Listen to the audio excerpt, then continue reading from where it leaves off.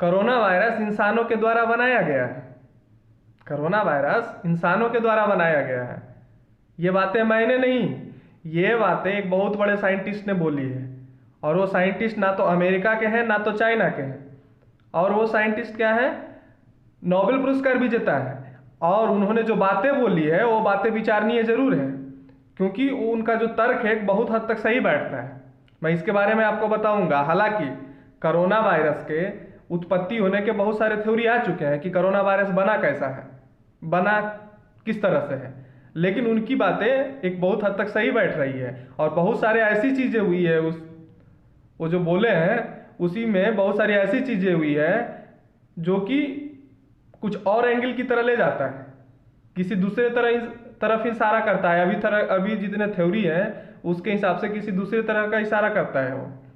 मैं इसके बारे में आज आपको बताऊंगा। इससे पहले अगर मेरा चैनल आपको अच्छा लगे, मेरा वीडियो अगर अच्छा लगे तो मेरा चैनल को सब्सक्राइब जरूर करिए। फ्रांस के एक नोबेल पुरस्कार विजेता साइंटिस्ट, और वो नोबेल पुरस्कार उनको ना केमिस्ट्री में मिला है ना फिजिक्स में मिला है। ऐसा नहीं कि कोई दूसरे फील्ड में नोबेल पुरस्कार मिला है और ये बातें बोल रहे हैं। उनको नोबेल पुरस्कार मेडिसिन में मिला है, ल्यूक मॉन्टेग्नर। हालांकि प्रोनाउंसिएशन सही हो गलत हो अलग बात है, लेकिन क्योंकि मुझे इंग्लिश उतनी अच्छी से आती नहीं है, वो जो जो उनका नाम मैंने प्रोनाउंस किया है, वो क्या है कि फ्रांस के एक टीवी चैनल पे बैठ के एक इंटरव्यू दे रहे थे। और उस इंटरव्यू में उन्होंने बोला कि जो कोविड-19 वायरस का, कोरोना वायरस का जीनोम है, वो जीनोम क्या मैच खाता है, मतलब मिलता जुलता है एड्स के जीनोम से। और मतलब उनके जीनोम में कुछ एड्स के एलिमेंट मिले हैं, HIV एड्स, और कुछ उसके जीनोम में मलेरिया के भी एलिमेंट्स मिले हैं, मलेरिया के भी एलिमेंट्स मिले हैं।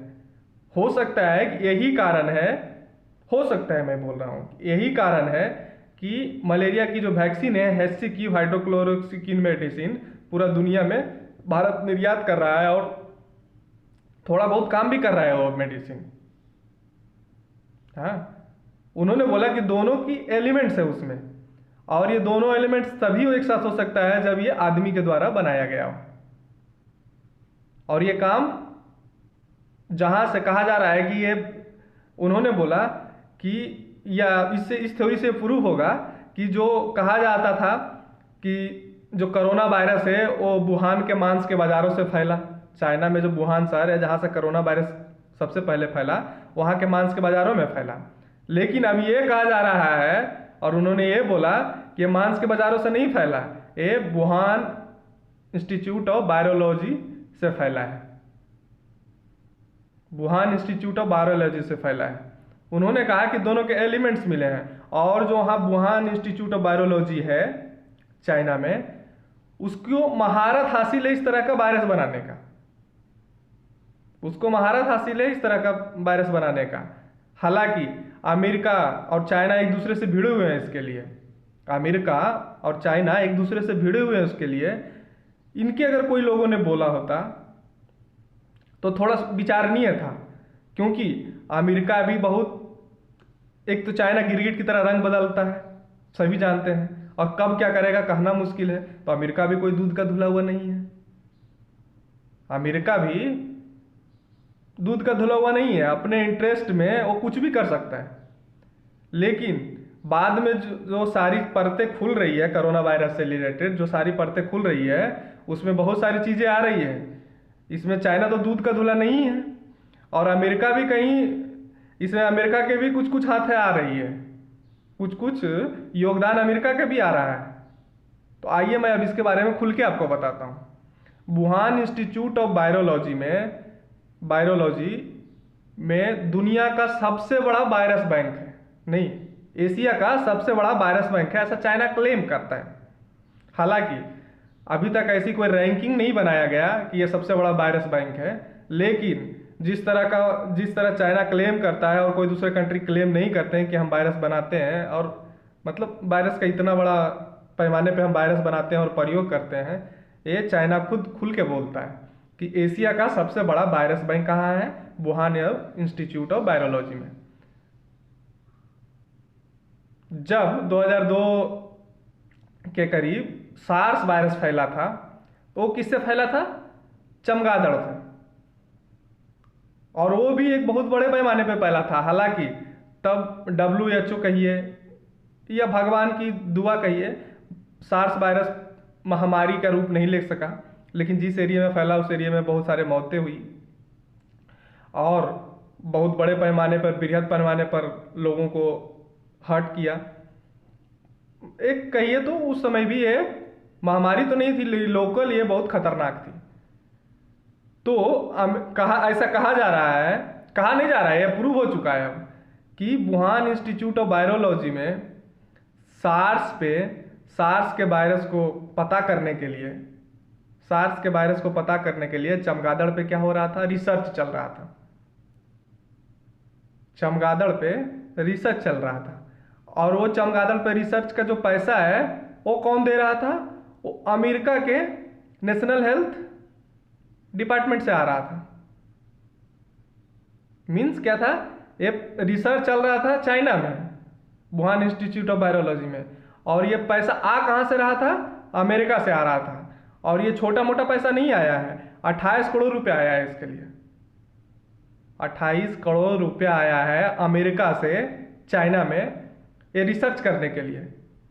और कहा जा रहा है कि रिसर्च करने के टाइम वायरस के संपर्क में एक इंटर्न आ गई, लेडीज थी, वो आ गई उसके संपर्क में और वो बाहर गई, जिससे कि वायरस पूरा उस लैब से निकल के वुहान में आया। धीरे धीरे वुहान से पूरा दुनिया में आ गया ये वायरस, पूरा दुनिया में आ गया ये वायरस।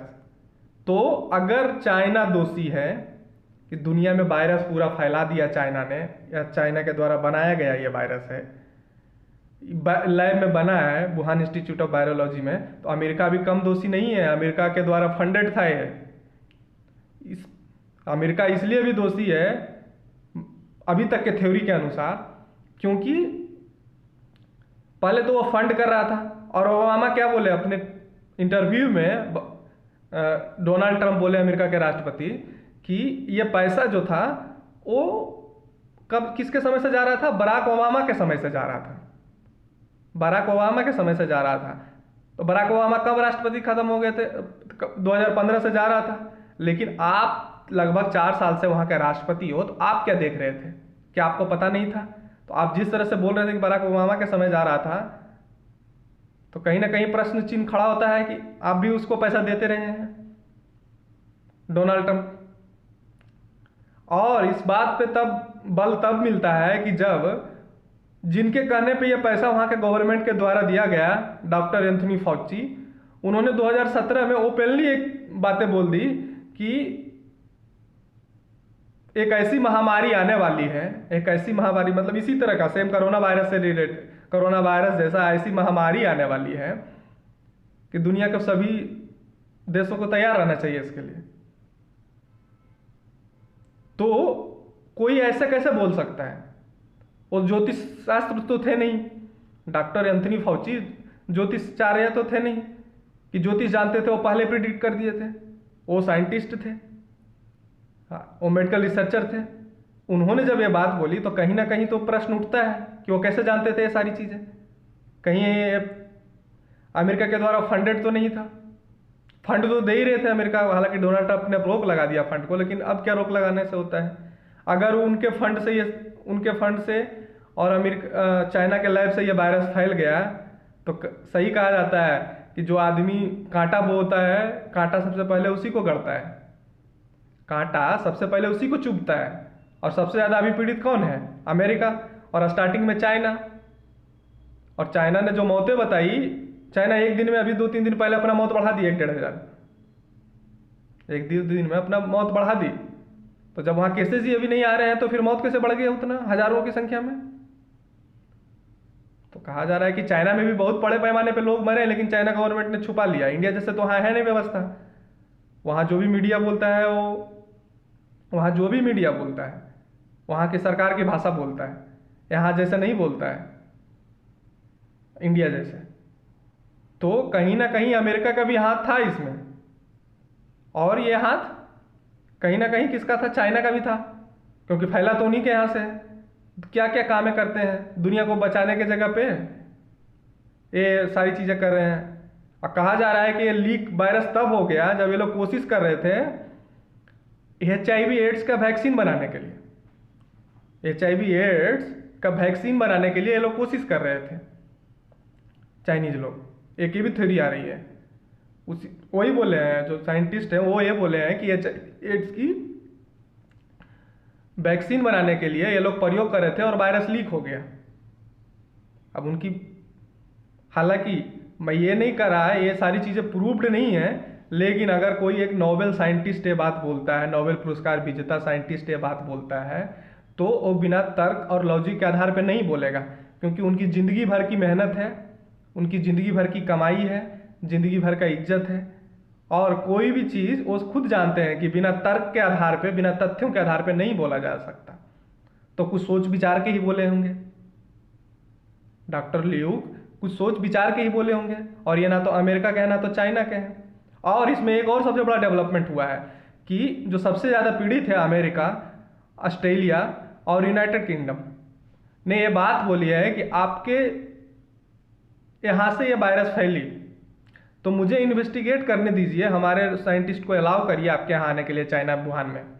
अगर ये वायरस चाइना से नहीं फैला, पहले तो बोल रहे थे कि अमेरिका के आर्मी ने फैलाया, तो अगर ये वायरस चाइना से नहीं फैला तो वुहान जाने के लिए क्या है, वो लोग बोल रहे थे कि हम आएंगे, तो चाइना अलाउ कर देता। लेकिन चाइना ने क्या किया, रिजेक्ट कर दिया, चाइना ने मना कर दिया। तो फिर चाइना ने मना क्यों किया? जब दूध में काला कुछ है नहीं तो आप मना कैसे क्यों कर दिए? वहाँ भी प्रश्न उठता है, कहीं ना कहीं दाल में काला था। इंसानों ने क्या क्या चीज़ें कर दी, हरकतें कुछ ऐसी कर दी जिससे देखो दुनिया में क्या चीज़ें हैं। हालांकि इसके बारे में पक्का तौर पे अभी प्रूफ नहीं आया है। हो सकता है जिस तरह से अमेरिका, यूनाइटेड किंगडम, ऑस्ट्रेलिया ये सारे लोग दबाव डाल रहे हैं। जर्मनी ने तो बोला कि हमको 169 बिलियन यूरो डॉलर दो मुझे चाइना से। हो सकता है उन लोगों के इंटेलिजेंस एजेंसी है, उनको कुछ ऐसी चीज़ हाथ लग गई हो जो सारी दुनिया को पता नहीं हो, ये भी हो सकता है। और जैसे जैसे समय आएगा परतें खुलती जाएगी। ये बातें विचारणीय है क्योंकि नोबेल पुरस्कार विजेता ने ये बातें बोली है। Thank you my friend, thank you. हालांकि प्रूव्ड नहीं है अभी तक, ये भी बात है कि अभी तक प्रूव्ड नहीं है, लेकिन कुछ उनके अंदर होगी तब ये बात बोले होंगे। अगर आप मेरा वीडियो अभी तक देख रहे हैं तो मैं आप सभी लोगों को धन्यवाद देता हूँ। मेरे चैनल को सब्सक्राइब जरूर करिए। Thank you, bye bye.